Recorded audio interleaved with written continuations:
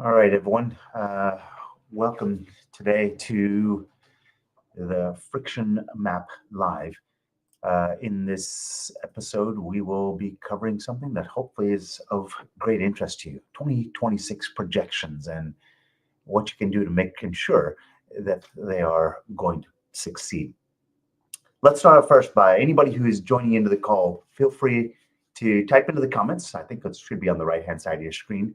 Please type in where you're connecting from. I would love to know who's on the call. Super, thank you. And let's go ahead and get started. So you're here today because you care about your 2026 plan and you don't want to just leave it to chance, or you want to guess. So what's one thing you want your 2026 plan to do for you? I'd love to hear in the comments. Please type that in. Because today we're going to walk through a real anonymized company that might be just like yours. It's very similar in the sense it's a company who's made a plan. And what you'll see is what's really going on underneath the surface of their plan. They've got this great idea, and I'll show you a little more about what that is. But what they can't see, what's hidden beneath the surface, what is not readily visible, is what is lurking beneath and is going to be the boat anchor to their success. And what you'll start to see is what might be happening inside your own organization. So again, love to ask a question to get you started. Tell me where you're connecting from and where you're sitting right now. Super, thanks. Let's get ourselves started. So today's case, why strong plans still miss their numbers. And it happens to all of us. If you have any comments throughout the course of this, please type into that comment box on the right-hand side. I'd love to get your questions and answer them as best I can at the right time. So today's story is really pretty simple. This company had a really strong plan and they missed in 2025. And the reason why is nothing was obviously broken. They had smart leaders and they had really, really clear goals. But I don't know if you've ever experienced this. You had a plan that looked great and still it slipped. So I would be curious, has that happened to you? Just looking for a yes or a no in the comments. Type in, have you ever had a plan that looked great and it still slipped? If you've experienced that, type that in the comments. So something was happening to this company that they couldn't quite see. It was quietly pulling the plan off course. They may have even sensed it. Individuals in the team, or maybe even the whole team, may have sensed it. So we're going to make that something hidden visible. And that's what you're going to see today. Why strong plans miss their targets. So you probably felt that moment when the plan looks good. You still felt uneasy because, look, a plan is a speculation as to what's going to happen in the future, using the best available knowledge you have visible to you. What if you're not able to see something? And you're not crazy. Most companies miss their numbers at least once per year. In fact, Gartner says 67% of companies miss forecasts each year. That's 2 out of every 3. Are you one of those 2 or that third one? Because it's not usually the planning that was bad.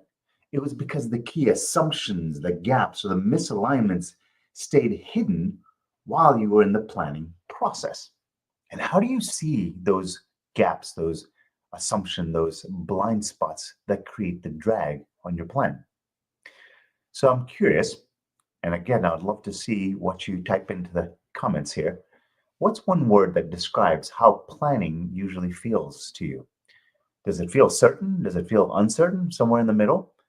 Type into the comments. I would love to hear what you have to say.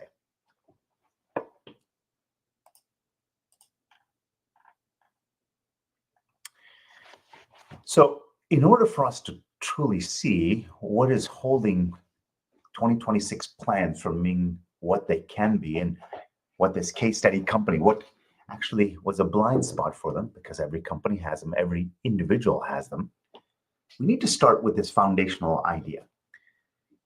Let's think about how you walk or run. You need friction to move on the floor. The same friction, if you don't see a bump, can make you trip. And people often think of friction as a bad thing, but You can't run, you can't jump, you can't stop, and you can't change direction without friction. So friction is actually necessary. But that same friction can also make you trip and fall. In your business, friction is just the energy inside the system. It's inside the organization that's already there. The friction already exists. The problem is you can't see the friction. What does it look like? If you look at the floor right now, can you see the friction? You can't, but it's still there. So the quick check for you is, do you see friction as more helpful or annoying? And what is your default?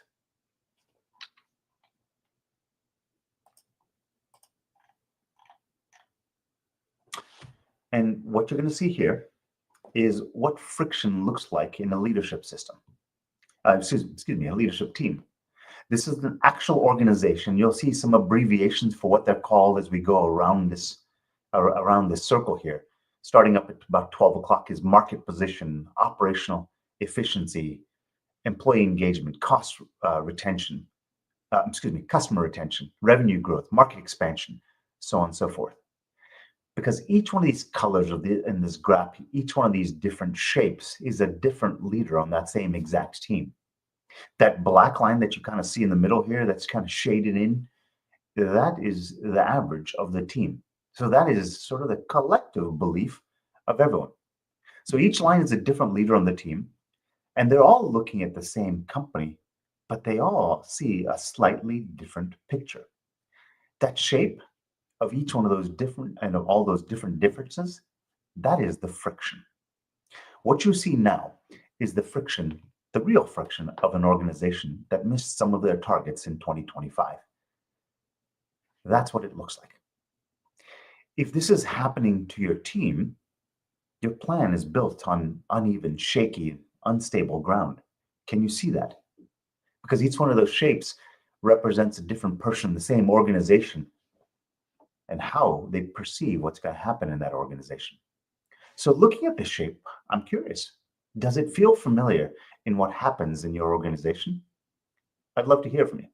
Drop a yes or no or too familiar in the comments if this seems or feels like what you already have in your organization or have experienced in the past.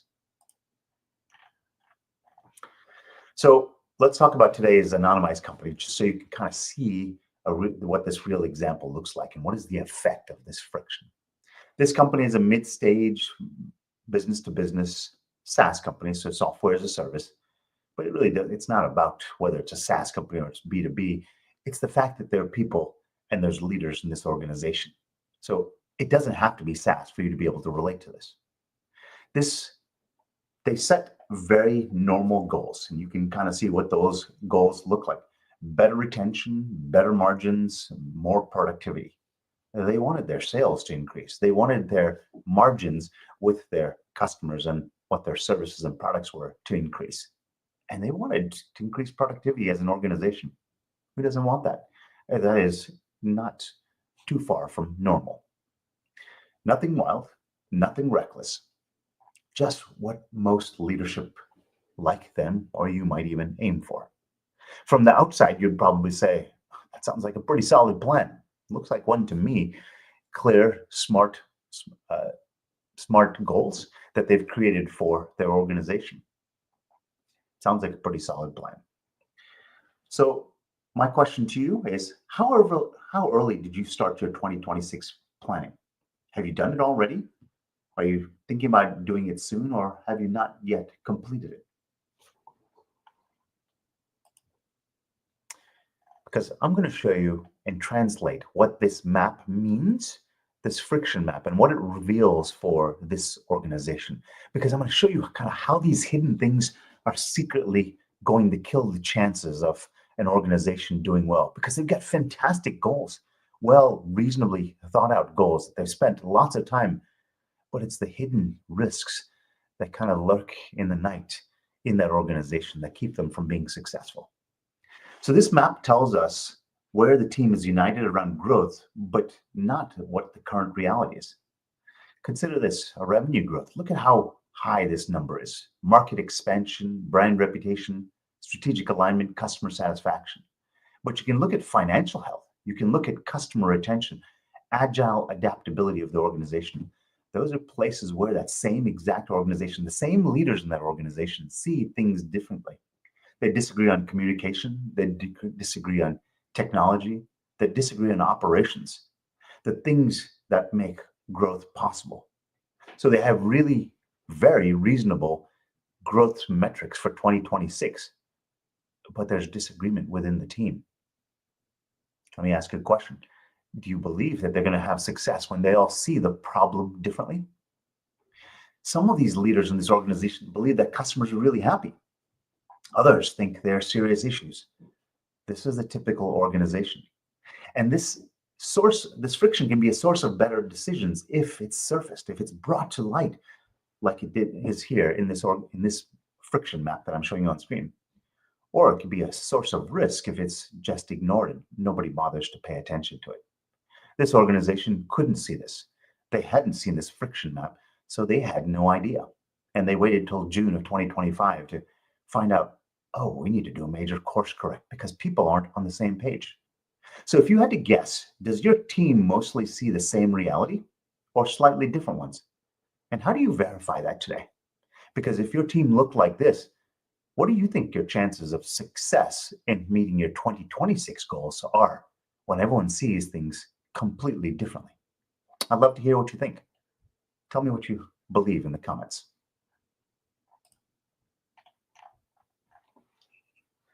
So let's take this and show you how this friction map is changing odds of success. So you've got this fantastic plan. You kind of see that up towards the top left where what they want to achieve in 2026 and their KPIs. Great KPIs, well conceived, got a smart, and they've got a very capable team. They're smart people.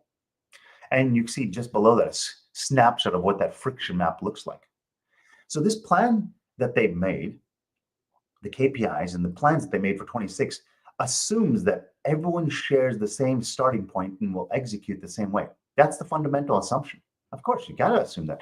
You can't see otherwise. But the map that you saw shows that that's not true. People are working from very different pictures of the business. If I were to go down to my family and say at dinner today, hey, let's go on vacation. There's 5 of us, and there's 5 different concepts of what vacation means. Are we all heading in the same direction? Probably not.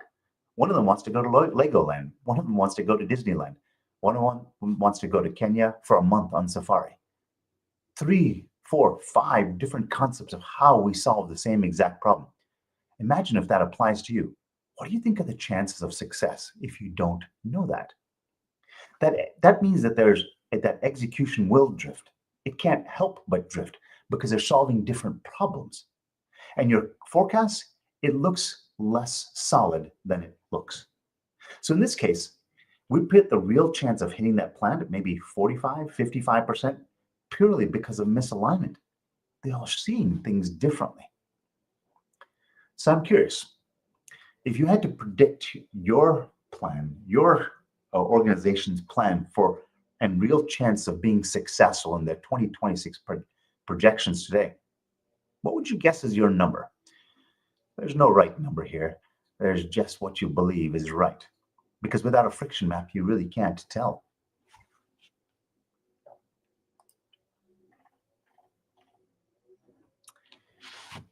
So we've now seen one team's friction map. Now I'd like you to consider your own. Right? Your leaders may agree on the goals, but they agree on where you are today. Does one person in your team say, all right, our customer retention is fantastic, but somebody else at that table on a scale of 1 to 10 doesn't think it's a 10 out of 10, but thinks it's a 2 out of 10. They're solving different problems, and the way that they're going to approach solving those problems and execute is going to be different based on what they see. And if you can't see that friction map, how will you verify that they're on the same page? So leaders may agree on the goals, but do they agree on where you are today? If we mapped your team, the shapes and the gaps, they would be unique to you because every team is. The culture, the environment, the operating context, execution context, your sales, the markets that you're in, have everything to do with what they believe and see in your organization today. And it'll keep changing. So the real question is, Are you making 2026 bets with a clear map or with some blind spots still in place? And how would you find out today? So do you think your team would have similar variants or totally different shape? I'd love to hear. Do you think your team would see things exactly the same? I'm curious.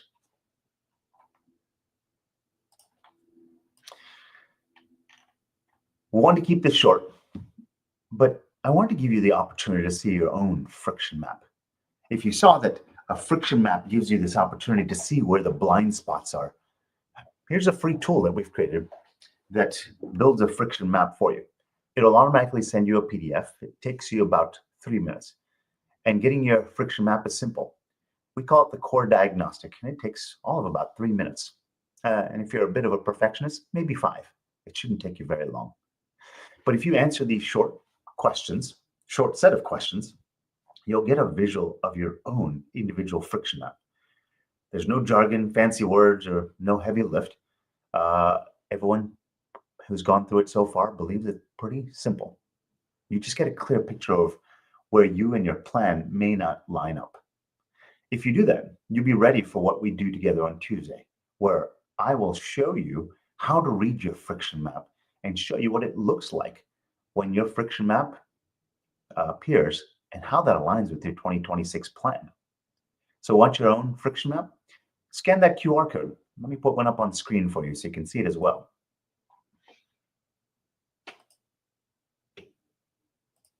You should see a QR code up in the top left corner. And if you scan that QR code, it's going to take you to a diagnostic that will ask you a number of questions that should take you that 3, maybe 5 minutes max. And if not, you can just type map into the comments and I'll send the link to you directly so you can fill out that friction map for yourself. When you do that, so what happens is actually today I show you that the friction concept and how it appears in real organizations. And hopefully as you went through this, you saw how not understanding your friction can lead to tremendous blind spots that reduce significantly your chance of success. And if you remember that Gartner stat, 67% of companies will miss their projections. So there's a 67% chance that without this friction map, you're going to lose your chance to meet 2026 goals. So if you fill out this CORE Diagnostic, if you get your own friction map, I'm going to invite you to another session, a private session where I will actually show you your own friction map or allow you to understand how to read your own friction map. If you don't want to share it with others, that's perfectly up to you. But I'll show you how to see it. That whole process is free. It takes probably about 10 minutes before you'll have that map in your inbox. All you have to do is just scan that QR code. And if you take that 3-minute CORE Diagnostic, which creates that friction map, you'll get your personalized friction map. And I'll walk you through exactly how to read it for yourself. You'll understand where your misalignment lives, where your leverage points are, and how to strengthen your 2026 plan before the year even starts. You stack the deck in your favor. So take that diagnostic today and join me on Tuesday.